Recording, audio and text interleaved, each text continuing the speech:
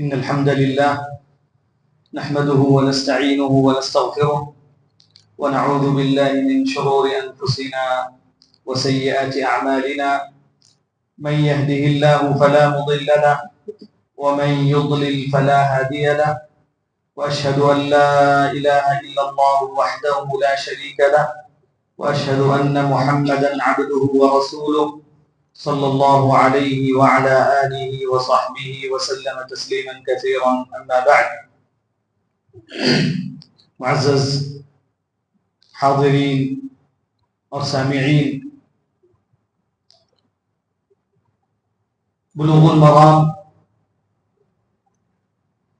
کتاب الصیام کی احادیث کی شرح الحمدللہ اس مبارک مہینے کے اندر ظہر کی نمازوں کے بعد جاری ہے. تو آج کی جو حدیثیں ہیں یہ روزوں کی نیت سے متعلق ہے. تو حافظ ابن حجر رحمہ اللہ تعالی کہتے ہیں وعن حفصة ام المؤمنین رضی اللہ عنہ عن النبي صلی اللہ علیہ وسلم قال من لم يبيت الصيام قبل الفجر فلا صيام له. رواه الخمسة ومال النسائي والترمذي إلى ترجيح وقته وصححه مرفوعا ابن خزيمة وابن حبان وللدارقطني لا صيام لمن لم يفرضه من الليل. تو یہ پہلی حدیث ہے. اس حدیث کا ترجمہ حفصہ ام المؤمنین، حفصہ بنت عمر رضی اللہ تعالی عنہ ام المؤمنین کہتی ہیں کہ اللہ کے رسول صلی اللہ علیہ وسلم نے فرمایا من لم یبیت الصیام قبل الفجر، کہ جس نے فجر سے پہلے روزے کی نیت نہیں کی فلا صیام لہ، تو اس کا روزہ صحیح نہیں، تو اس کا روزہ نہیں ہوگا. اور دارقطنی کی ایک روایت میں ہے لا صیام لمن لم یفرضه من اللیل، کہ اس آدمی کا روزہ صحیح نہیں ہے یا روزہ نہیں ہوگا جس نے رات میں روزے کی نیت اور روزے کا عزم نہیں کیا. تو یہ اس حدیث کا ترجمہ ہے. دوسری حدیث وعن عائشة رضی اللہ عنہ قالت دخل علی النبی صلی اللہ علیہ وسلم ذات یوم فقال هل عندكم شيء قلنا لا قال فإني إذن صائم ثم أتانا يوما آخر فقلنا أهدي لنا حيث فقال أريني فلقد أصبحت صائما فأكل. رواه مسلم. عائشہ رضی اللہ تعالی عنہ ام المؤمنین کہتی ہیں کہ اللہ کے رسول صلی اللہ علیہ وسلم ایک دن میرے گھر آئے اور آپ نے پوچھا هل عندكم شيء، کیا گھر میں کچھ کھانے کے لیے ہے؟ قلنا لا، تو ہم نے کہا کہ نہیں، کچھ بھی نہیں ہے کھانے کے لیے. قال فإني إذن صائم، تو اللہ کے رسول صلی اللہ علیہ وسلم نے فرمایا تو میں اب روزہ رہوں گا، یعنی کھانے کے لیے کچھ نہیں ہے. تو آپ صلی اللہ علیہ وسلم نے روزے کا ارادہ فرما لیا. پھر عائشہ رضی اللہ تعالی عنہ کہتی ہیں پھر اس کے بعد ایک دوسرے دن اللہ کے رسول صلی اللہ علیہ وسلم ہمارے گھر تشریف لائے تو ہم نے کہا کہ ہمارے پاس حیث موجود ہے. تو آپ نے فرمایا کہ بتاؤ، لاؤ. فلقد اصبحت صائما، اس لیے کہ میں صبح سے روزے میں ہوں. فاکل، تو آپ صلی اللہ علیہ وسلم نے اس حیث میں سے کھایا. تو یہ دو حدیثیں ہیں جن کے اندر بہت سارے احکام ہیں، بہت سارے فوائد ہیں، اور خصوصاً روزوں کی نیت کے بارے میں یہ حدیثیں ہیں. تو اس کے اندر کچھ الفاظ جو ہیں من لم یبیت الصیام، تو تبیت کا معنی کیا ہے؟ تبیت کا معنی یہ ہے کہ رات میں کسی چیز کا ارادہ کرنا اور اس کی تدبیر کرنا، اس پر عزم کرنا، اس کو تبیت کہا جاتا ہے۔ تو من لم یبیت الصیام، یعنی جس نے رات میں روزے کا عزم نہیں کیا، روزے کی نیت نہیں کی، یہ وہ روزہ ہے جو واجبی روزہ ہے، جس کے لیے رات میں نیت، اور رات مغرب سے لے کر سورج کے غروب ہونے سے لے کر فجر صادق کے طلوع ہونے تک یہ سب رات ہے، یہ سب رات ہے۔ تو فجر سے پہلے تک وقت ہے آدمی کو فرض روزے کی، واجبی روزے کی نیت کرنے کے لیے، کیونکہ اگر اس نے ارادہ نہیں کیا، عزم نہیں کیا، تو پھر اس کا روزہ نہیں ہوگا، اس کا روزہ صحیح نہیں، کیونکہ اس نے جو اللہ تبارک و تعالیٰ نے روزہ رکھنے کا حکم دیا ہے نہار میں، دن کے اندر، تو اس کا ایک حصہ اس نے چھوڑ دیا، اس کے ایک حصے میں اس نے نیت نہیں کی، لہذا اس کا روزہ صحیح نہیں ہوگا۔ اور حیث دوسری حدیث کے اندر ہے، حیث، حیث کسے کہتے ہیں؟ حیث ایک کھانا ہے، یعنی کھانا یعنی جو کھجور اور مجمد دودھ کو کھٹ کر کے اور گھی کو اس میں ملا کر کے ایک چیز تیار کی جاتی ہے، اس کو حیث کہتے ہیں، اس کو حیث کہتے ہیں۔ تو اس کو اچھے طریقے سے مکس کر کے اس کا معجون بنایا جاتا ہے، اس کو گوندا جاتا ہے، پھر اس کو حیث جو کہتے ہیں۔ یہ عربوں کی غذا تھی اور آج بھی الحمدللہ موجود ہے۔ تو یہ دو حدیثیں ہیں، تو ان کے اندر بہت سارے فوائد اور بہت سارے احکام ہیں۔ پہلی حدیث جو حفصہ رضی اللہ تعالی عنہ کی حدیث ہے، جس میں اللہ کے رسول صلی اللہ علیہ وسلم نے فرمایا من لم یبیت الصیام قبل الفجر فلا صیام له، یا اسی طریقے سے لا صیام لمن لم یفرضه من اللیل۔ تو اس کے اندر یہ ہے کہ روزے میں نیت ضروری ہے، روزے کے اندر نیت ضروری ہے، کیونکہ روزہ ایک عبادت ہے، روزہ اللہ تبارک و تعالیٰ کی قربت ہے، عبادت ہے، اللہ تبارک و تعالیٰ کے حکم کا امتثال ہے، ایک رکن کی ادائیگی ہے، تو اس کے لیے نیت ضروری ہے، جس طریقے سے کہ ساری عبادتوں میں نیت ضروری ہے۔ نیت کے بغیر کوئی بھی عمل اللہ تبارک و تعالیٰ کے پاس قبول نہیں کیا جائے گا۔ جو عبادتوں کے اندر نیت ضروری ہے، کیونکہ اللہ کے رسول صلی اللہ علیہ وسلم نے فرمایا انما الاعمال بالنیات وانما لكل امرئ ما نوى۔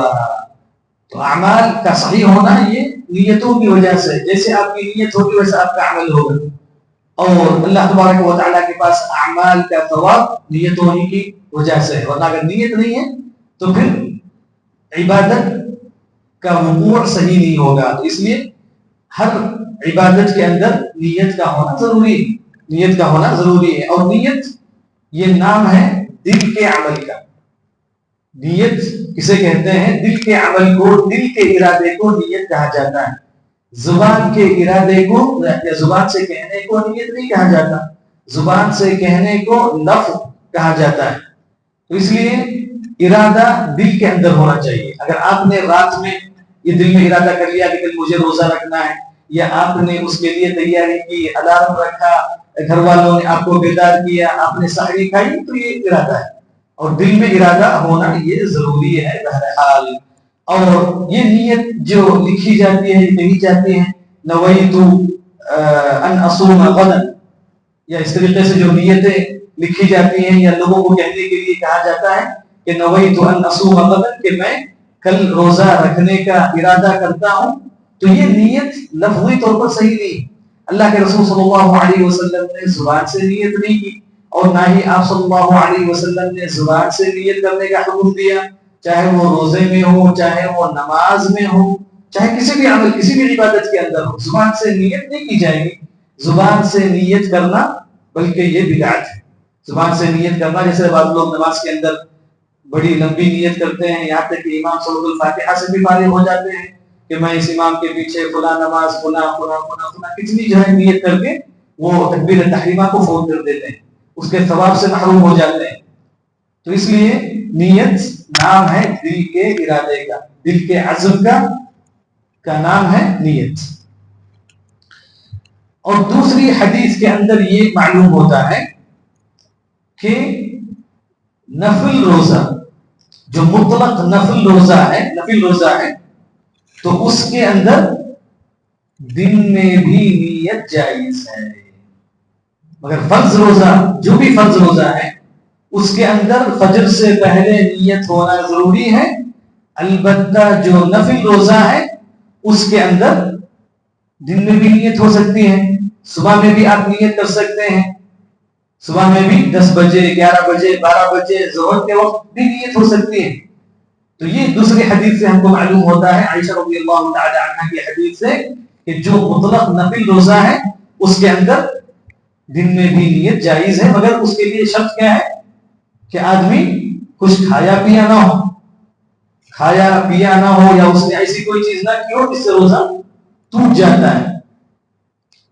اچھا، اور اس حدیث کے اندر یہ ہے کہ روزہ پورے دن کے اندر ہونا چاہیے، کیونکہ اللہ تبارک و تعالی نے کہا ہے وَكُلُوا وَاشْرَبُوا حَتَّى يَتَبَيَّنَ لَكُمُ الْخَيْطُ الْأَبْيَضُ مِنَ الْخَيْطِ الْأَسْوَدِ مِنَ الْفَجْرِ. تو طلوع فجر صادق سے روزہ شروع ہوگا. تو یہ آخری وقت ہے نیت کے لیے. اگر کسی نے اس کے بعد ارادہ کیا، اگرچہ کہ 1 منٹ ہی کیوں نہ، اس کے 1 منٹ کے بعد ہی اگر کسی نے ارادہ کیا فرض روزے کا یا واجبی روزے کا، تو اس کا وہ روزہ صحیح نہیں ہے. اچھا، اور پھر پہلی حدیث کے اندر جو حفصہ رضی اللہ تعالی عنہ کی حدیث ہے اس میں یہ بھی ہے کہ رات میں ارادہ کرنا، روزے کی نیت کرنا، یہ واجبی روزوں کے ساتھ خاص. جو فرض روزہ ہے، مثلا رمضان کا روزہ ہے، یا اسی طریقے سے مثلا رمضان کے قضاء کے روزے ہیں، رمضان کے کسی کے روزے چھوڑ گئے تو اس نے دوسرے مہینوں میں روزہ رکھنا چاہا تو اس میں بھی رات میں نیت کرنا ضروری ہے.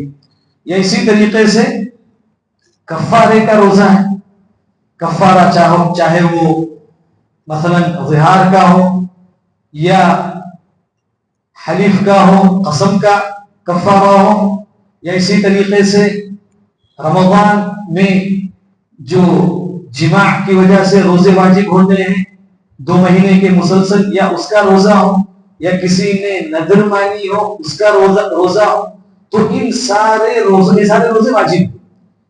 روزے واجب ہیں. تو ان روزوں کے اندر رات میں نیت ہونا ضروری ہے. تو ان میں دن میں نیت صحیح نہیں ہوگی. اور پھر نفل روزہ جو ہم نے کہا، جو مطلق نفل روزہ ہے، تو اس کے اندر ہم نے کہا کہ اس حدیث سے ظاہر ہوتا ہے کہ دن میں بھی نیت جائز ہے.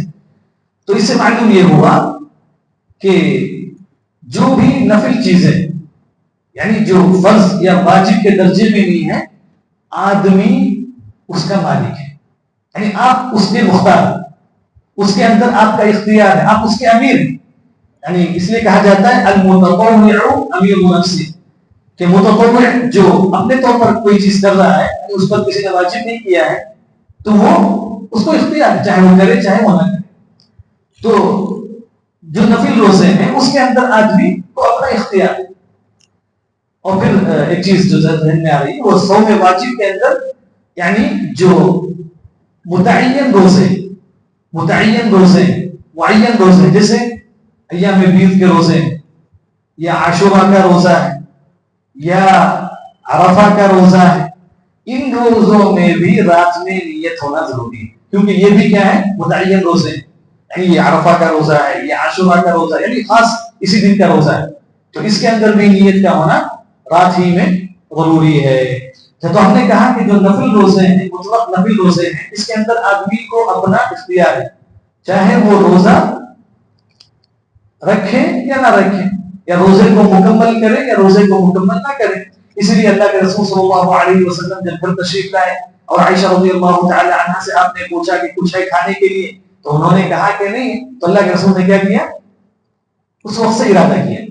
مثلا پتہ نہیں اس وقت جو ہے 10 بجے تھے یا جو ہے 7 بجے تھے یا جو ہے 11، دن شروع ہو چکا تھا، دن شروع ہو چکا تھا. تو اللہ کے رسول صلی اللہ علیہ وسلم نے جب کھانے کے لیے کچھ نہیں پایا اور آپ نے صبح سے ارادہ نہیں کیا یا رات میں آپ نے روزہ رکھنے کا ارادہ نہیں کیا، تو آپ نے جب یہ کہا گیا کہ کھانے کے لیے کچھ نہیں ہے تو آدمی روزے کا ارادہ کر سکتا ہے. روزہ کا آپ وہیں سے نفل روزے کا ارادہ کر سکتے ہیں. وہاں کبھی ہوتا ہے انسان جو ہے کبھی کبھی بعض دنوں کے اندر اس نے سمجھے ناشتہ نہیں کیا یا جو ہے 11 تک بھی اس نے کچھ نہیں کھایا، 12 تک بھی کچھ نہیں کھایا، تو اس کے بعد اگر کسی نے ارادہ کیا چلو میں آج روزہ رکھ لیتا ہوں اللہ تبارک و تعالیٰ کے لیے، تو جائز، نفل روزہ رکھنا جائز ہے. مگر علماء کرام نے کہا کہ جب سے آپ نیت کریں گے روزے کی نفل روزے کے اندر، وہیں سے آپ کو ثواب ملے گا. مثلا اگر کسی نے 10 بجے ارادہ کیا، 11 بجے 12 بجے کسی نے ارادہ کیا، ظہر سے پہلے اگر کسی نے ارادہ کیا تو اس کو روزے کا ثواب اسی وقت سے ملے گا، اس وقت سے اس کے روزے کا ثواب جو ہے شروع ہوگا. اور پھر اسی طریقے سے اس حدیث کے اندر یہ ہے عائشہ رضی اللہ تعالی عنہ کے حدیث میں کہ آدمی کو نفل روزہ مکمل کرنا یہ واجب نہیں، ضروری نہیں. یعنی مثلا جیسے اللہ کے رسول صلی اللہ علیہ وسلم نے کیا کیا، آپ صلی اللہ علیہ وسلم نے کھانے کے لیے طلب کیا، کھانے کے لیے نہیں تھا تو آپ نے روزہ رکھا، اور جب دوسرے دن آئے تو آپ کو حیث دیا گیا. حیث کا کیا ہے؟ حیث ہمارے گھر میں موجود ہے، تو اللہ کے رسول نے روزے کی نیت کر لی تھی مگر آپ نے کھایا. یہ نفل روزہ ہے. تو نفل روزے کے اندر آدمی کو اختیار ہے کہ وہ چاہے مکمل کرے چاہے چھوڑنا چاہے تو وہ روزہ چھوڑ سکتا ہے. تو اس کے اندر یہ بھی جو ہے بتایا گیا. اسی طریقے سے نماز ہے، جیسے نفل نماز ہے، بعض لوگ نفل پڑھتے رہتے ہیں مسجد میں آ کر کے، مثلا اقامت دی جاتی ہے، اقامت شروع ہو جاتی ہے تو وہ لوگ اپنی نماز ہی میں باقی رہتے ہیں جبکہ فرض کی اقامت کہی گئی. یہ صحیح نہیں. تو آدمی کو چاہیے کہ اپنی وہ نفل نماز کو چھوڑ دے اور فرض میں شامل ہو جائے، فرض میں شامل ہو جائے. اور اسی طریقے سے کسی نے صدقہ کا ارادہ کیا مگر اس نے نہیں دیا، دل میں ارادہ کیا مگر اس نے اس کو نہیں دیا، تو اس کو اختیار ہے کہ اگر وہ چاہے دے دے یا چاہے نہ دے. تو جو بھی نفل چیزیں ہیں ان کے اندر آدمی کو اختیار ہے، چاہے وہ مکمل کرے چاہے وہ مکمل نہ کرے، مگر مکمل کرنا یہ مستحب ہے اور جو ہے بہتر ہے اور زیادہ اچھا ہے، سوائے حج اور عمرے کے. سوائے حج اور عمرے کے. حج اور عمرے کا اگر کسی نے ارادہ کر لیا، اس کی نیت کر لی اور اس میں شروع ہو گیا، اس نے نیت کر لی، میقات کو اس نے پار کر لیا، تو اس کے بعد حج اور عمرہ مکمل کرنا ضروری ہے، چاہے وہ نفل ہی کیوں نہ ہو. نفل حج اور عمرہ ہی کیوں نہ ہو، ضروری ہے جس نے اس کا ارادہ کر لیا. کیونکہ حج اور عمرہ یہ دونوں الگ ہیں، دوسری عبادتوں کی طرح نہیں ہے. کیونکہ اللہ تبارک و تعالیٰ نے حکم دیا وَأَتِمُّ الْحَجَّ وَالْعُمْرَةَ لِلَّهِ، وَأَتِمُّ الْحَجَّ وَالْعُمْرَةَ لِلَّهِ، کہ تم حج اور عمرہ کو اللہ کے لیے مکمل کرو. تو اس لیے جو بھی حج اور عمرہ کو جو شروع کر دیں گے اگرچہ کہ وہ نفل کیوں نہ ہو تو اس کو مکمل کرنا ضروری ہے. کسی وجہ سے کچھ ہو گیا، یہ ہو گیا وہ ہو گیا، آپ چھوڑ کے نہیں آ سکتے، چھوڑ کے نہیں آ سکتے، بلکہ حج اور عمرے کو مکمل کرنا ضروری ہے. اور پھر مثلا اگر آپ نفل روزہ ہیں، اگر آپ نفل روزہ ہیں، عام نفل روزہ ہے، مثلا جب پیر جمعرات کا روزہ ہے، مثلا آپ کے ساتھی نے یا آپ کے دوست نے یا آپ کے کسی قریبی نے آپ کو دعوت دی، اپنے گھر انہوں نے آپ کو دعوت دی، بلایا، کھانے کی دعوت دی، مثلا دور کی، تو آپ کو اختیار ہے. اگر آپ سمجھتے ہیں کہ میں اس کی دعوت میں جا کر اگر نہیں کھاؤں گا یا ولیمے کی دعوت ہے تو وہ اس کا دل جو ہے یہ ہوگا، اس کو رنج ہوگا، تو آپ روزہ چھوڑ سکتے ہیں، آپ وہاں جو ہے جا کے کھا سکتے ہیں. نہیں اگر آپ جانتے ہیں کہ نہیں میں جانے سے جو کچھ فرق نہیں ہوگا، اس کو جو معلوم نہیں ہوگا، تو آپ روزہ کنٹینیو کر سکتے ہیں. یہ آپ کو اختیار، یہ آپ کو اختیار ہے. اسی طریقے سے اس حدیث دوسری حدیث کے اندر یہ ہے کہ آدمی کبھی کسی وجہ سے اپنے نیک عمل کو ظاہر کر سکتا ہے. یعنی اصل تو یہ ہے کہ آپ اپنے نیک اعمال کو چھپائیں، اللہ تبارک و تعالیٰ کے علاوہ کسی کے سامنے وہ ظاہر نہ ہو. کسی کو نہ بتائیں، مگر کبھی کبھی اگر آپ اپنا نیک عمل دوسروں کو ظاہر کریں کسی حکمت کی وجہ سے، ایسی ریا کے لیے نہیں، دکھانے کے لیے نہیں، جائز ہے، جائز ہے، کیونکہ اللہ کے رسول صلی اللہ علیہ وسلم نے حدیث میں فرمایا فَلَقَدْ أَصْبَحْتُ صَائِمًا، اس لیے کہ میں نے صبح سے روزے کی نیت کی تھی۔ اچھا، اور ایک دو مسئلے مختصر یہ ہیں کہ پہلا یہ ہے کہ اب رمضان کے مہینے کے روزے ہیں، اور رمضان کے مہینے کا روزہ 30 دن یا 29 دن ہے، تو یہ مکمل مہینہ ہے، تو کیا اس کے اندر ہر دن ہر رات نیت کرنا ضروری ہے، یا صرف رمضان کے شروع میں سارے مہینے کی نیت کر لیں گے تو کافی؟ تو علماء کے دو قول ہیں۔ بعض لوگوں نے کہا، جیسے مالکیہ نے کہا کہ اگر مہینے کے شروع ہی میں نیت کر لی جاتی ہے تو کافی ہے، یعنی مطلب پورا آپ رمضان روزہ رکھ سکتے ہیں اسی نیت پر، ہر رات آپ کو نیت کی تجدید کرنے کی، نیت کو دل میں کرنے کی ضرورت نہیں ہے، الا یہ کہ آپ نے اس روزے کے درمیان مثلا جب کوئی چیز حائل ہو گئی، آپ نے روزہ چھوڑ دیا سفر کی وجہ سے یا بیماری کی وجہ سے، پھر دوبارہ کرنا پڑے گا، پھر دوبارہ نیت کرنا پڑے گا۔ مگر جمہور علماء کے نزدیک، یعنی علماء کی میجارٹی کے پاس یہ ہے کہ رمضان کا ہر دن یہ مستقل عبادت ہے، ہر دن کا ایک مستقل روزہ ہے، تو اس لیے ہر دن کی خاص نیت ہونا چاہیے، ہر دن کی خاص نیت ہونا چاہیے۔ تو اس لیے ہمارے لیے ضروری ہے کہ اس رمضان کے مہینے میں ہم رات میں جب سوئیں تو ہمارے دل میں یہ ارادہ ہو، یہ نیت ہو کہ کل روزہ ہم کو جو رکھیں گے، کل ہم کو جو روزہ رکھنا ہے۔ اور پھر اسی طریقے سے دوسرا ایک اختلاف علماء کے درمیان یہ ہے کہ واجبی صوم کے اندر کیا نیت کے اندر تفریق ضروری ہے؟ جو روزہ واجب ہے، مطلب واجب ہے، اب جیسے رمضان کے مہینے کے روزے ہیں، یا رمضان کے قضاء کے روزے ہیں، یا کفارے کا روزہ ہے، یا نذر کا روزہ ہے، تو یہ سارے واجبی روزے ہیں، تو کیا اس میں الگ الگ فرق کرنا ضروری ہے آدمی کو؟ مثلا جو ہے کل رمضان کا روزہ ہے، رمضان کے روزے کی نیت، یا جو رمضان کے قضاء کی اگر کوئی روزہ رکھ رہا ہے تو اس کی نیت وہ کرنا پڑے گا اس کو، تو کیا یہ نیت کو اس طریقے سے تعیین کرنا ضروری ہے یا نہیں ہے؟ تو اس میں بھی جو ہے جمہور علماء کے پاس کیا ہے کہ تعیین ہونا ضروری ہے، کیونکہ نیت ہی ہے جو ان چیزوں میں فرق کرنے والی چیز ہے، نیت ہی ہے جو ان چیزوں میں فرق کرتی ہے، اور عبادت کو عادت سے فرق کرتی ہے، اور عبادتوں کو بعض سے الگ کرتی ہے، ان کے درمیان تمیز کرتی ہے۔ تو اس لیے یہ تمام احکام جو ہے ان دونوں احادیث کے اندر موجود ہیں۔ اللہ تبارک و تعالیٰ سے دعا ہے کہ اللہ تبارک و تعالیٰ ہم تمام کو فقہ عطا فرمائے، ہم تمام کو علم نافع عطا فرمائے اور عمل صالح کی توفیق دے۔ اللہ تبارک و تعالیٰ ہمارے نیک اعمال کو قبول فرمائے، آمین۔ وآخر دعوانا الحمد للہ رب العالمین، وصلی اللہ وسلم علی نبینا محمد وعلى آله وصحبه أجمعين، والحمد لله رب العالمين، وجزاكم الله خيرا، والسلام عليكم ورحمة الله وبركاته۔